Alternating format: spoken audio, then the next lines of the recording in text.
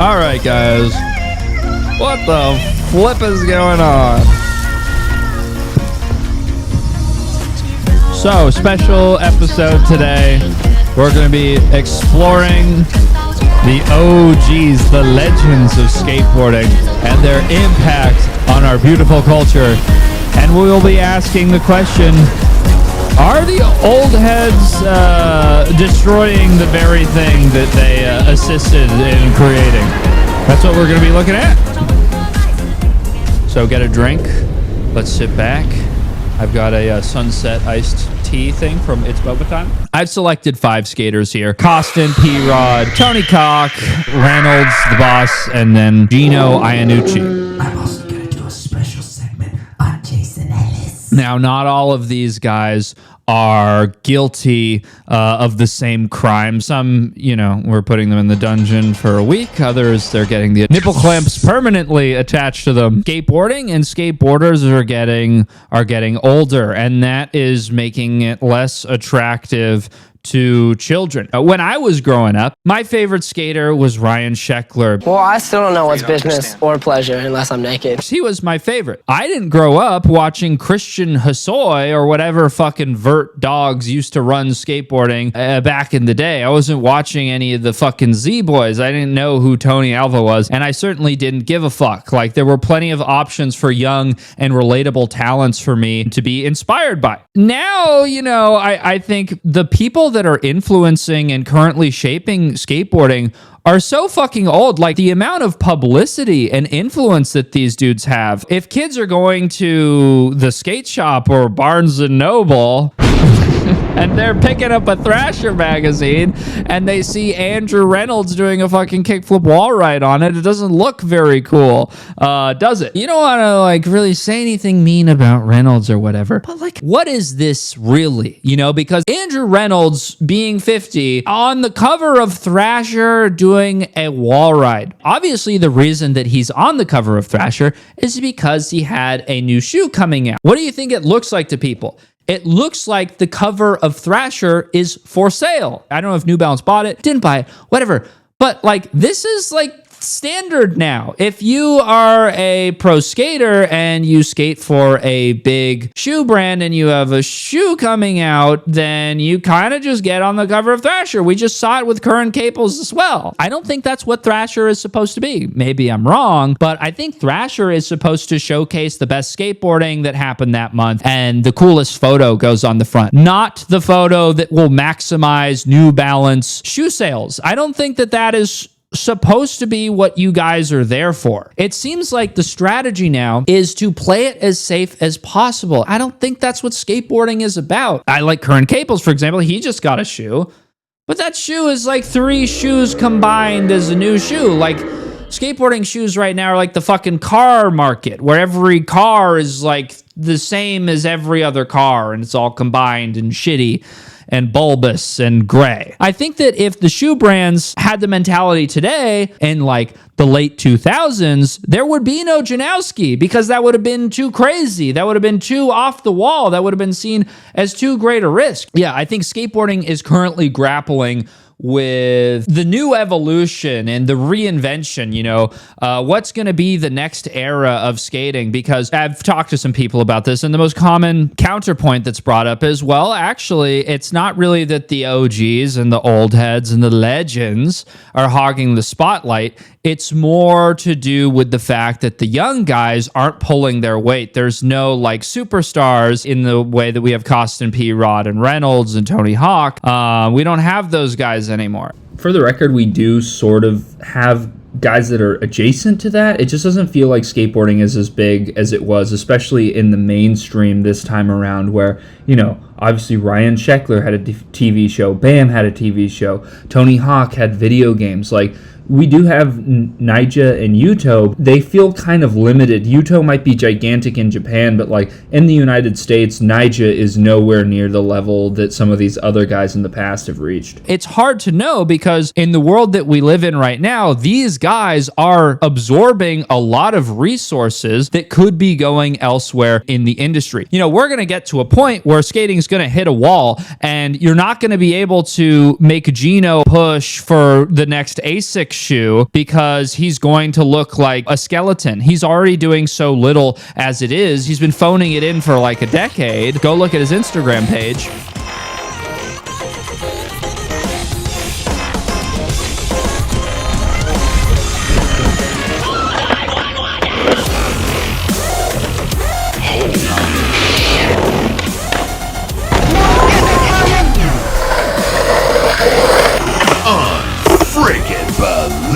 Yeah, Gino fucking sucks. Like, who actually likes Gino? Oh, you can't say it. Gino has impacted my life zero. This nigga's legendary?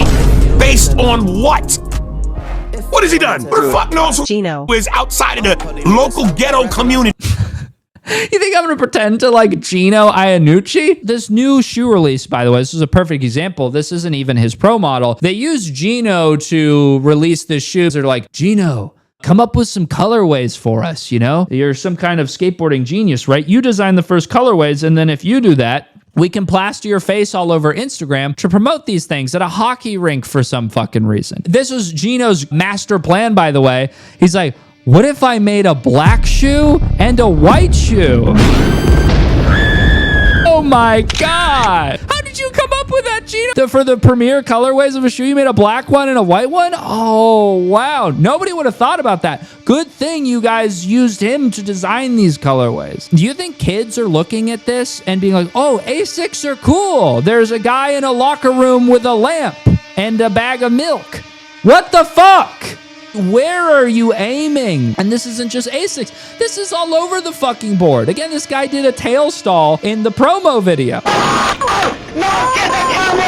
This nigga's legendary. And he's the main dude. How is this the main dude? This can't be your main dude. Do I really look like a guy with a plan? These guys are going to either drop dead or be so obviously old that it's going to be just completely ludicrous that you would try to associate them with an action sport. People are so nostalgic and fearful of the current moment. They want to rewind. They want to watch old movies. And if they're not, and you can't make any money if you're a studio from people watching old movies. So you just remake the old movies again. We're seeing that in skateboarding with video game re-releases, shoe re-releases, redesigns, rehashes. Why is it that people that work at these major shoe brands who make massive decisions in skateboarding? I mean, these are the shoes that we wear. These are the guys that decide what comes out and what is made. You're asking, why do they keep providing so much cultural purchase to these old guys? And I think from what I understand, a lot of these guys that work at these shoe brands, first of all, they're terrified of making a mistake because it's hard to get one of these jobs in skateboarding. It's like a cushy corporate gig. Nobody wants to give that up, so they're playing it safe. Secondly, I think that because these are older guys and they want to celebrate and recognize the guys that they grew up watching, like they're picking their faves to give shoes to. I think that combination of things is why we're seeing skateboarding having such massive dinosaur representation. At this point, I think it's a bit of a trite remark to bring up the fact that in the 17th and 18th centuries, they used to treat nostalgia as a legitimate psychiatric medical condition. But you look at this is the latest colorway of the P-Rod re-release, right? Am I the one who's crazy? Or does this look ancient? This is certainly not a timeless shoe. Like, this isn't like, oh, it's one of the classics. You can't go wrong with the P-Rod 1. Even something like the Leo Baker shoe, which is hilarious that they even release this apex wokeness from Nike that they put this thing out. But even that shoe is like designed in a much more appealing contemporary fashion than these P-Rods. I think these P-Rods look like cheap Dunks. Like they look like a Nike 6-point.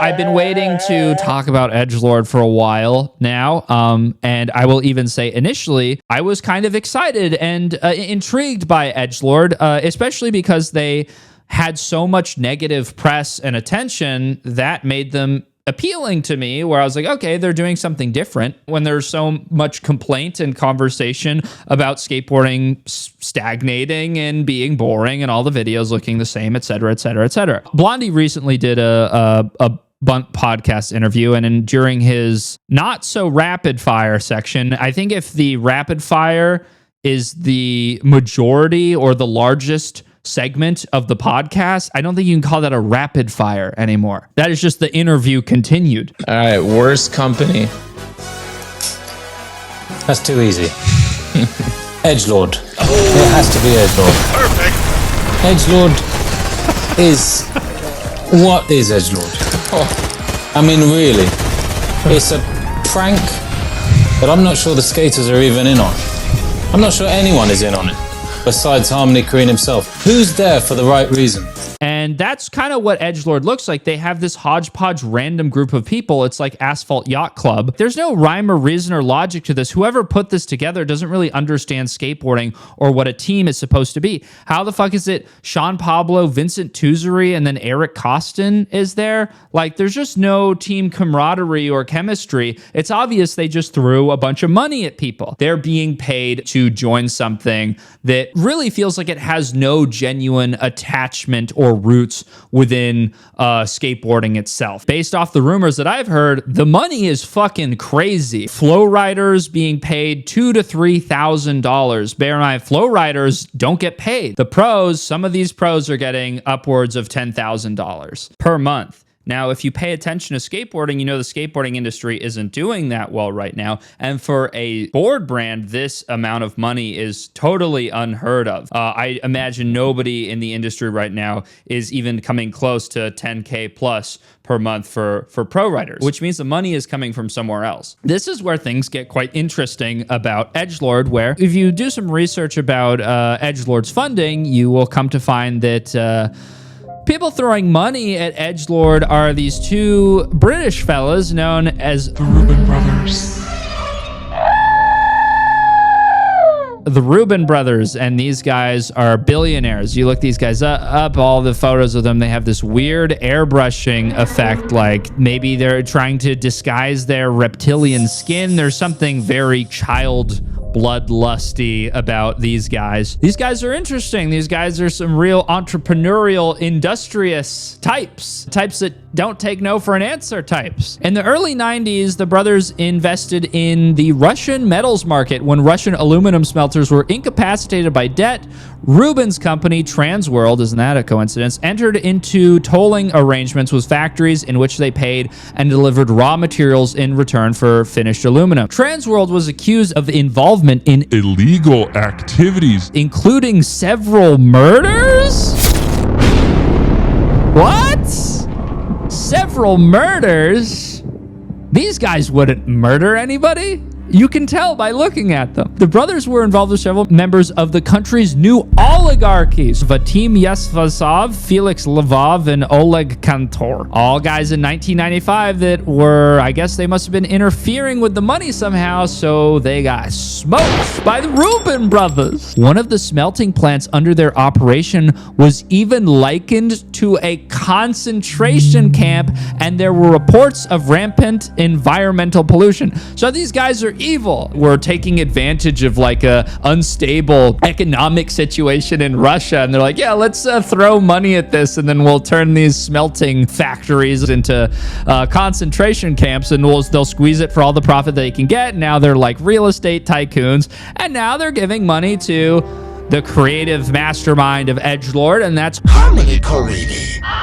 And this is a photo of Harmony and Rachel Korine. Were part of a November 2023 FIDF. That doesn't stand for fuck IDF. Friend of Israel Defense Forces fundraiser in Miami, Florida that raised over $10 million US to directly support the Zionist army committing a genocide in Palestine. Now, if you object to that definition, here's all the different lists of organizations that classify it as such. And then here are a bunch of other war crimes, large-scale killing, killing and use of starvation as a weapon of war with the intent to destroy Gaza's population. This is genocide, ethnic cleansing, and Harmony Korine, he went to a fundraiser. And these guys also, these Rubin brothers, they've donated tens of millions of dollars to Israel. I mean, this is extremely freaky shit. Earth-shattering, terrifying information to learn about a skateboarding brand, and your favorites like Eric Costin boasting about their association with this company, standing fieldside at a Rams game as a guy who's in his 50s with this stupid fucking mask on, totally fine and willing to accept money from people donating to the most heinous acts in modern history. It's really hard for me to look at Costin now and feel anything other than contempt for the person that he's become. He hangs out drinking beers with guys that are 20 years younger than him in these ridiculous Supreme hype beast outfits. And when was the last time you saw the guy do a trick on his skateboard without this weird passive aggressive and sarcastic energy about him? All I see now is a totally undignified vessel of a human being who just shows up wherever there's money to collect. With Edgelord, even if there wasn't all this weird Zionism and murder involved, it's completely uncool to skate for a brand that is not created by skateboarders and is funded by billionaires. Buying boards from board companies run by actual skaters is one of skateboarding's most basic and fundamental principles. Edgelord is never going to be a cool skateboarding company for 1,000 reasons, but more importantly than anything, because it's not a skateboarding company. And I don't even think you can make the argument, these guys don't know about any of this. This took me 5 fucking minutes to research this stuff. They're just getting away with this. I don't think they should be getting away with this. You guys think they should be getting away with this? And Costin, he's very similar to a lot of the other old guys in here, specifically P-Rod, where people don't give a shit about selling out or being a good person or a bad person. They don't give a fuck. All they care about is promoting their own personal brand, staying relevant, getting notifications on Instagram, and squeezing what's left of their shitty career for everything they possibly can, even if it means demeaning and humiliating yourself in this way, which is a good time to talk about P-Rod. P-Rod just recently did a thing with Airbnb where you pay him like $150 to hang out with him for 3 hours at his skate park. What's up, guys? This is Paul Rodriguez, and I'm here to let you know that I'm opening up the Primitive Skate Park for my personal Airbnb experience. So if you ever wanted to skate here, now's your chance. What is wrong with you? Have you no shame? The levels that you're stooping to now, not only to like make money, and then also I feel like there is an element to this as well where P-Rod wants to feel good about himself. He wants to be adored. He wants to be admired. There reaches a certain point of a celebrity's career, I think, where it's sort of a hassle to deal with all of the attention, and then you turn a corner and you get a little bit older and you're not as desirable, you're not as hot as you once were, and then you start to realize, oh man, I really liked all of that stuff. And so now P-Rod, $150 to come hang out with him at a skate park, and you know only the most ravenous, freaky P-Rod fans are going to show up to that, because why the fuck would you do that? I mean, the amount of media put on any one of the 8,000 podcasts he has recently participated in, close your eyes, and you can hang out with P-Rod for free. You know, you're a big inspiration to the Latino community. First and foremost, I look up to Jesus. Yes, sir. Yes, sir. You know, the more Oh my God. I study and the more I'm... What is that rule in Christianity? Thou shalt not worship false idols. Tell me why Sunday service is free, but 3 hours at P-Rod's is $150. That's a sin. Cut and dry.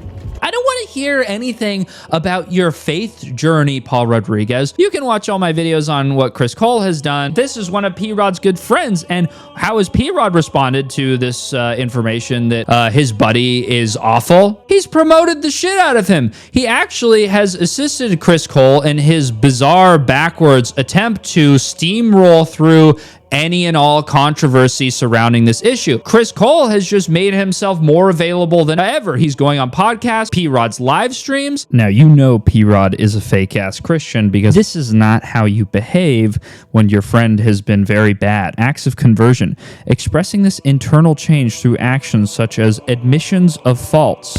We haven't heard a single thing about that. Then we have fraternal correction. This is where you're supposed to come in, P-Rod, in a brotherly way, correcting your friend's behavior. P-Rod's not doing that. He's doing the opposite. He's helping him get away with it. Not too surprising considering who he has hanging up in his study here.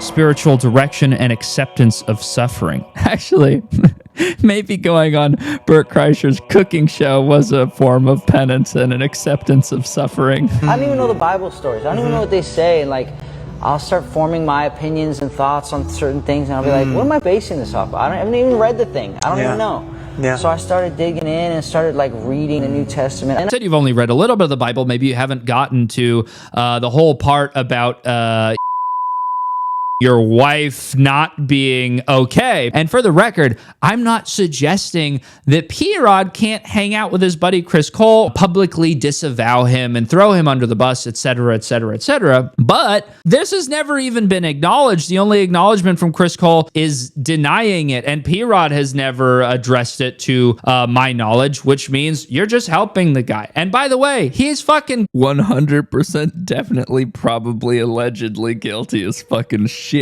What's particularly annoying to me about what P-Rod is currently doing is this classic Christian grift maneuver where you announce that you're now a servant of the Lord, then you automatically gain massive praise from your audience. Like that reel has 30,000 likes. P-Rod doesn't exhibit any Christian behavior whatsoever. Like if you pay attention to the guy, his entire existence revolves around promoting his own interests and his brand and his vapid materialistic life. He doesn't do anything Christ-like. He's not volunteering at soup kitchens or teaching homeless guys how to tray flip. He just looks for new ways every day to get attention on the internet while offering nothing intelligent or substantive in return. People lap this shit up. They're so quick to give social merit to people who announce they believe in God. Like, who gives a fuck? Examine the person's actions and judge them based on that, not upon what religious affiliation they're promoting on Instagram. How is that impressive? I don't think that P-Rod is like shrewd or calculating or cynical enough to consciously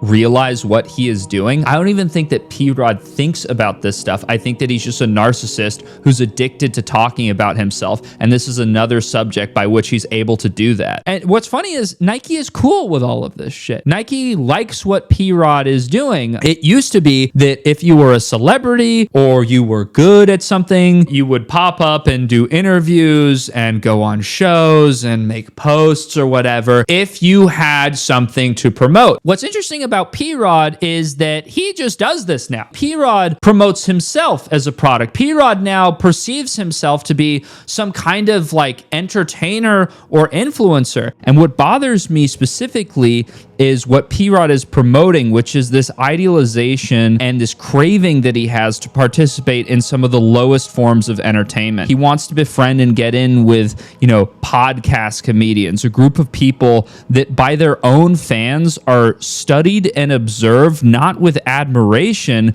but with disdain. People actually tune into a lot of these shows because they hate watch these guys. I'm starting to see this more and more now where pro skaters are trying to leverage what's left of their careers into appearances on these sycophantic Piranha Fest social climbing internet slop shows. These videos are brain dead normie content, like stuff for people who have no interest. They have no idea what to watch, so they just watch crap. The worst part is these pros or ex-pros, they can't even get booked for anything decent. They have to disgrace themselves on some dude's like third string podcast. We're supposed to be cool. Deferring to washed up attention whore comedians is the least cool thing that you can do. This just makes us all look worse as a group. Normalize shaming status obsessed skaters. Next time you see a guy that used to have a soda sponsor in 2014 doing a collaborative IG reel with a fat comedian, report it for terrorism. That's your civic duty to the skateboarding community.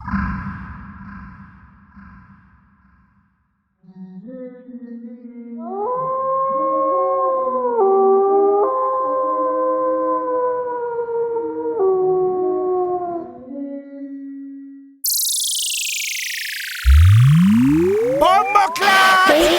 away for a long time.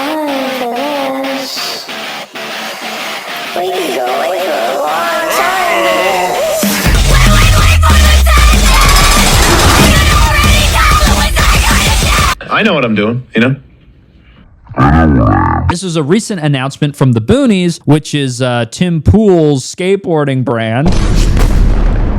So Tim has this grandmaster galaxy brain plan to revitalize the interest in skateboarding among the youth and then funnel that interest into conservative ideology. We are building this massive skate park. This is a massive undertaking that will have a tremendous influence on young people and get them more involved in the worldview that we believe is a better and more moral worldview. He thought, yeah, let me bring this 53-year-old vert skater out of retirement because kids are going to be all over that. What a fucking genius. Professional skateboarder, Jason Ellis. Represent the Boonies. Cool. Yeah, that sounds like a good brand. One that is deliberately political, one that is seeking to use skateboarding as like a grooming tool. This is a guy, Tim Pool, you may have heard about this. An indictment filed alleges a media company linked to 6 conservative influencers, including personalities Tim Pool, Dave Rubin, but you guys don't, those are irrelevant, was secretly funded by Russian state media employees to churn out English language videos that were often consistent with the Kremlin's interest in amplifying U.S. domestic divisions in order to weaken U.S. opposition to Russian interests like it's war in Ukraine. Are you fucking kidding me, man? What? That's your boss? This guy was getting paid $100,000 a week. Millions, 100K per episode to get on camera and deliberately say things that were polarizing and divisive and confusing to his listeners. He was working for Putin. This is literally treason. Tim Pool's response to this, by the way, was, I didn't know. I didn't know. I mean, it's the same shit with Edgelord. It's like, why am I getting paid $100,000 an episode? I don't know. I have no idea. Meanwhile, he's on camera saying, Ukraine is the enemy of this country. Ukraine is our enemy, being funded by the Democrats. I will stress this again.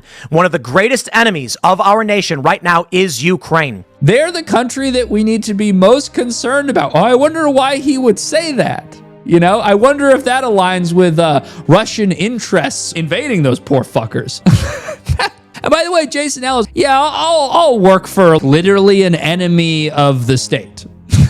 Somebody who should be classified as a traitor. This is a traitor to the United States, to the empire, actively working against our interests. And this is all related to skateboarding. It's fucking bizarre. To compound this irony even further, Jason Ellis's new sponsor is Black Rifle Coffee Company, which is founded by a guy who worked for the CIA and the Green Berets. The terrifying world of political grifting and how it has become intertwined with skateboarding. I mean, what the fuck? And by the way, if you choose to accept money from this guy, you're co-signing that. Same with you, Richie Jackson. Same with you, Cody McIntyre. Where the fuck do you get off, Cody McIntyre? You got a mini ramp with a "Don't Tread on Me," so you're a big-time patriot. You're working for Putin's slave there. And Richie Jackson, too. How are you gonna fucking sit there? I mean, these guys are so stupid. They're so fucking dumb. And this event, by the way, I'll make a video about that soon, but holy shit, this fucking event, man. This game of skate, the way they filmed it, it looked like a hostage video. Who's there for the right reason? Really bad stuff, guys. Real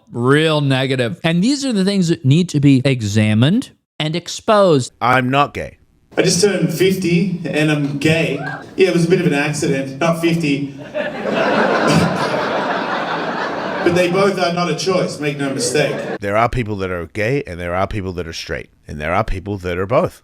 I have the capability of being both. Not a choice, make no mistake. But now that I live a more conservative lifestyle, the worldview that we believe is a better and more moral worldview. I am not gay.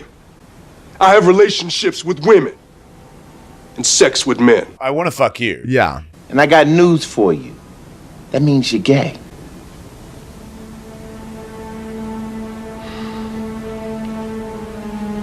I would fold you up and smash you.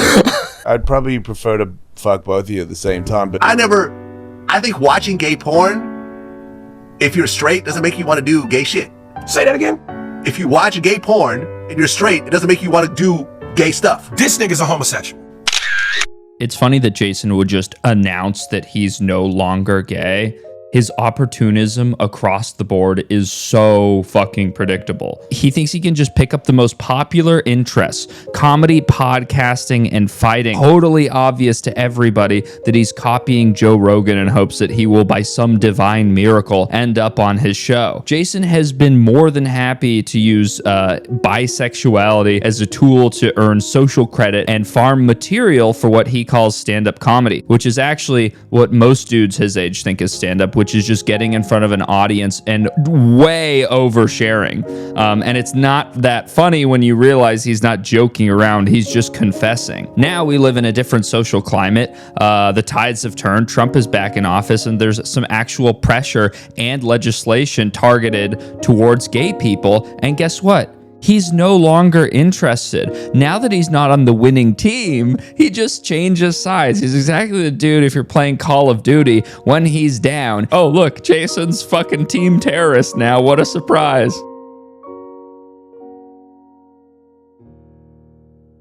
Like, I want you to blow me. Okay, that's cool. Because I know you're really into it. Yeah. And you got a pretty face. You can suck it. This guy. This is probably the most uncomfortable I've ever been.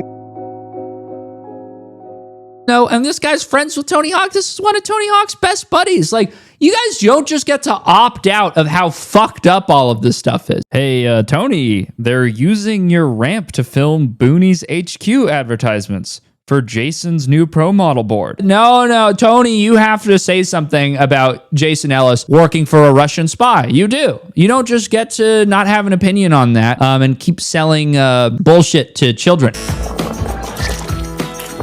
Being a pro snacker is all about having fun. Why don't you just fucking die already? Is this a good advertisement for skateboarding? This guy's 60. Budgets is budgeting! Tony Hawk! How much more accurate of analogy do you need than Tony Hawk on stage at the Kids' Choice Award in front of hundreds of kids who have never heard of him? Never. They have no fucking idea who this guy is. The skateboarding is supposed to be about pissing off old guys, right? That's what we're here to do. And instead, it's just old guys. Our shit's fucked up. You know, the kids at the Kids' Choice Awards, they're not going to be thinking like, oh, wow, if I get into skateboarding now, it'll be a lifelong hobby that I can enjoy. They're going to be like, oh my God, look at that old bitch kick turning on stage. I'm certainly not going to be purchasing one of those anytime soon. So what are we talking about? We're talking about remakes? I mean, listen, we're talking about remakes. Not a game. We talking about remakes. We're talking about remakes right now. What are we talking about? Remakes? Tony Hawk, unsurprisingly, wanted more money and attention. So he's like, how about I release a shitty, bastardized version of a once universally adored franchise? Anyway, I don't know anything about video games really anymore. I stopped gaming. I retired. But now I'm back. So I wanted to be sure that this thing was as shitty as I thought it would be. So, of course, I went to Reddit. I consulted the experts. I'm just going to say it. This Tony Hawk's Pro Skater 3+4 remake is more of a reimagining than a true remake. You guys probably don't know the difference between those two words, but in gamer speak, that means that this Tony Hawk game is a scam. That means they're stealing from you. They're providing you shit and then asking for your money. I have kind of lost all interest and hype I had for it. People keep saying things like, I'm still gonna buy it. It's more Tony Hawk's. Or the 2-minute format is fine, but I just don't get why we're all so quick to settle for this watered down version. Sure, 3 is probably fine, but why include 4 if it's not really 4? Good question. I actually think I have an answer for that. You want to know why Tony Hawk included 3 and 4? That's because 3 and 4 are Tony Hawk's angel numbers. Oh, wait, no, that's not it. 3 and 4 are Tony Hawk's marriage statistics. That's 3 divorces and 4 wives.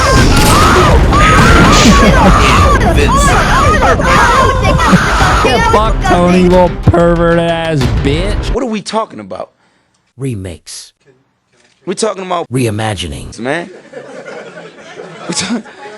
We talking about. Are we surprised? This guy says this narrative is already so tiresome. Can't wait for July when the game releases and everyone can just enjoy it on its own merits. That doesn't fit my narrative, actually. So let's get out of here before people are agreeing with him. And you wonder why he's wearing a purple shirt on the front of it. That's because this game is extremely sponsored by Taco Bell. Like really, really, really sponsored by Taco Bell. Got Tony Hawk, career athlete, and what is his message to the children? Play video games and eat Taco Bell, just like me.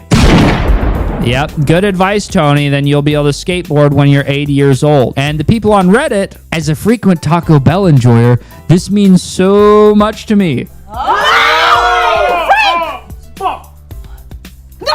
I just wish there was a Baja Blast deck. Is life worth living, or should I Baja Blast myself? If you're discussing the new Tony Hawk Taco Bell collab on Reddit, I think the answer is clear. This is how Tony actually justified this obviously greedy and unnecessary collaboration in the video game by shoving a bunch of Taco Bell bullshit in there. It's always good when they try to do this because their only choice is to lie. There's no answer that is believable as to why Tony Hawk has Taco Bell stuff in his video game other than he wants money. Here's what he said. Skating's always been about doing your own thing. No rules. Just self-expression. That's why joining forces with Taco Bell is a dream come true. How? What's the connection? What? Excuse me. It reminds me a whole lot of... I think that Doritos is connected to like skating in an authentic way. That's how big of a bullshit artist Tony Hawk is. He's out there competing with legends of fibbing such as Mikey Alfred. Now remember, he said, there's no rules in skateboarding. Okay, Tony, then what's this? Taco Bell continues to lead the value game by teaming up with skateboarding icon Tony Hawk to share his take on the Build Your Own Lux Cravings box. Available only through the Taco Bell app and website. Oh, really? Oh, really? So how are there no rules in skateboarding, but I can only get the Tony Hawk Build Your Own Lux Cravings box through the Taco Bell app and website? If there were no rules, I would be able to mosey on over to my local Taco Bell and ask for the Tony Hawk meal. But there are rules, and I can't do that. So not only does this not even make any sense to begin with, it's also a lie. There are clearly rules in skateboarding and Taco Bell. And by the way, one of the rules in skateboarding is no working with Taco Bell. That's banned. Everyone knows that. Taco Bell Rewards members will have the chance to earn the summer's biggest reward. And what is that? The sweet release of death, you might ask? No. It's one of 500 custom skateboard decks with the first 15 redeemed signed by Tony Hawk himself. Oh my God! Give it to me now. Skateboarding has always been about doing your own thing. There's no rules, just self-expression. I personally choose to express myself by ordering any $5, $7, or $9 Lux Cravings boxes or building my own Lux Cravings box on the Taco Bell app and getting a code to unlock a unique in-game Taco Bell item each week. That's how I choose to express myself. Let's just make sure we're all on the same page here. I can earn digital items with Taco Bell Corporation branding in a remake of a video game that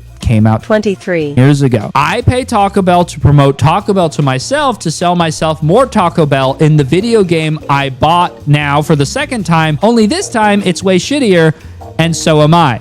There's only one thing to say. This heckin' game rules! I just want everybody to realize this. This may be painful. This may come as a surprise. But,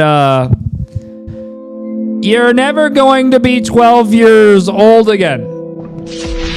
Tony Hawk, skateboarding, they're all selling you the idea that you can feel that way again.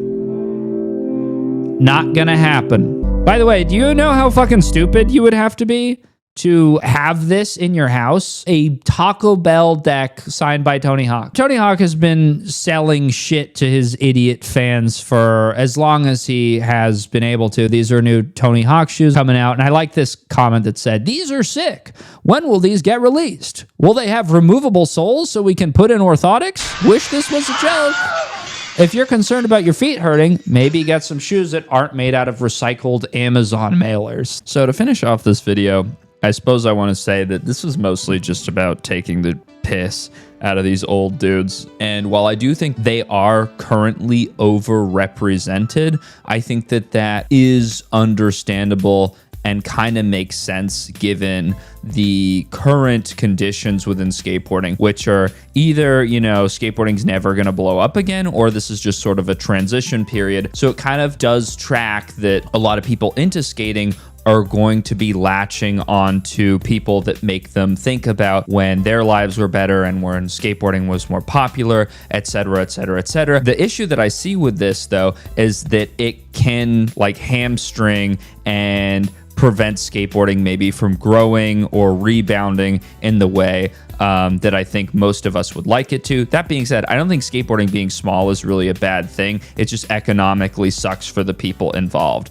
That's too bad. But if you're just a casual skateboarding hobbyist, this shouldn't affect you. Like, skateboarding is just as fun regardless of how much your favorite professionals are making. Don't buy a fucking P-Rod shoe, because that's sending the wrong message to Nike and every other shoe brand. Just don't buy. These guys are already rich, by the way. Pretty much everybody I'm talking about in this video already owns a house. They're already made men. Go support somebody who runs a brand or a company that's doing something new, something that is exciting, that actually has the potential to shape and mold the future of skateboarding and advance it, instead of purchasing products that were relevant 20 years ago. You know what I mean? That's not very productive from my point of view. I think skateboarding is always going to be fine.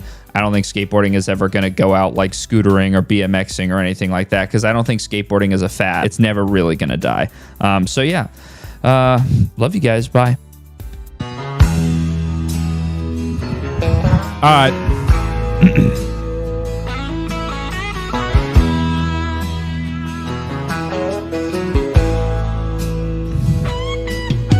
Hey man, them ain't high heel sneakers,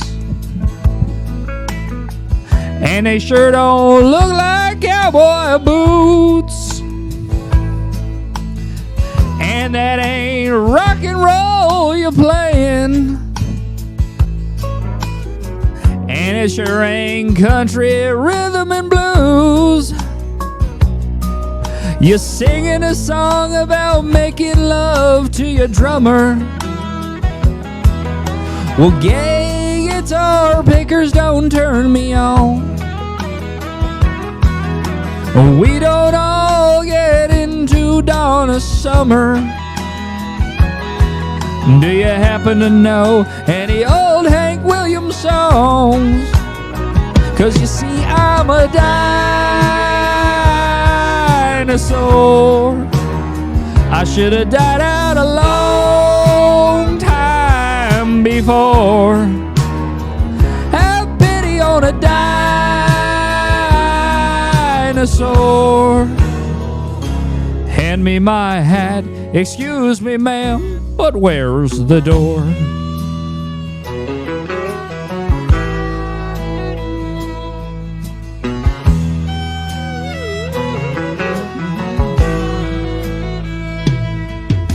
It used to be I had a lot of fun in this old hangout.